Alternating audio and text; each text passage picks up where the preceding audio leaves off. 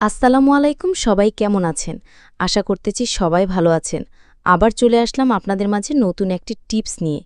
আমাদের কাছে তো অনেকে ফোন দেয় অচিন নাম্বার থেকে, যাদেরকে আমি চিনি না, জানি না।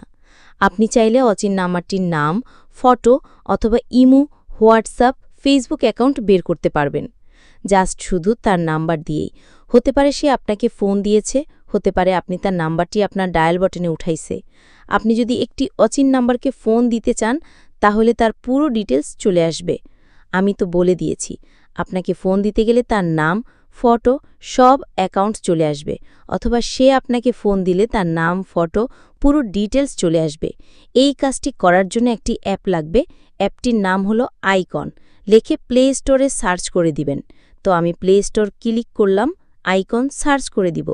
আমার তো ডাউনলোড করা আছে, আপনারা ডাউনলোড করে নেবেন। ডাউনলোড করার পর ওপেন করবেন। ওপেন হলে এরকম একটি ইন্টারফেস শো করবে। কন্টিনিউ উপরে ক্লিক করে দেবে। ক্লিক করার পর আপনাদের একটি জিমেল দিয়ে লগইন করে নিতে হবে। ইমেল দিয়ে লগইন যদি না করেন, ফোন নাম্বার দিয়ে করতে পারবেন। এরকম চাইবেন সেরকম করতে পারবেন। আমি জিমেলের ওপরে ক্লিক করে দিলাম। ক্লিক করার পর এমন একটি ইন্টারফেস শো করবে। চাইলে আপনি এখান থেকে আপনার নাম, ফোন নাম্বার সেটা করতে পারেন। এখানে আমার বড় ভাইয়ের নাম শো করতেছে, ফটো শো করতেছি।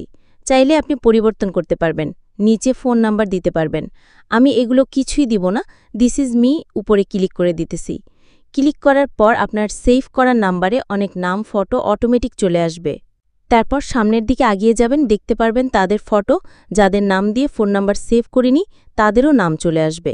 তাদের ফেসবুক অ্যাকাউন্ট যদি থাকে, অথবা যে কোনো অ্যাকাউন্ট দেখতে পারবেন। যেরকম আমি একটি নাম্বার উপরে ক্লিক করে দিতেছি। উপরে কয়েকটি অপশন দেখতেছেন, ফেসবুক, হোয়াটসঅ্যাপ, এছাড়াও আরও অপশন দেখতে। আপনি যে কোনো অচেন নাম্বার ফোন দেন, তাহলে তাদের নাম, ফটো, আদার্স সব কিছু এরকমভাবে দেখতে পারবেন। যদি আপনাকে কেউ ফোন দেয়, তাহলে আপনি দেখতে পারবেন তার নাম, তার ফটো। যাদেরকে আপনি চিনেন না, তাদের পরিচয় অল্প সময়তে বের করতে পারবেন। তো গাইজ, আজ এই পর্যন্তই। আরেকটি কথা না বললেই নয়, আমার এখানে যদি ভুল ত্রুটি হয়ে থাকে, তাহলে সবাই আমাকে ক্ষমা চোখে দেখবেন। তাহলে সবাই ভালো থাকুন, সুস্থ থাকুন, সেই কামনা করি। খোদা হাফেজ।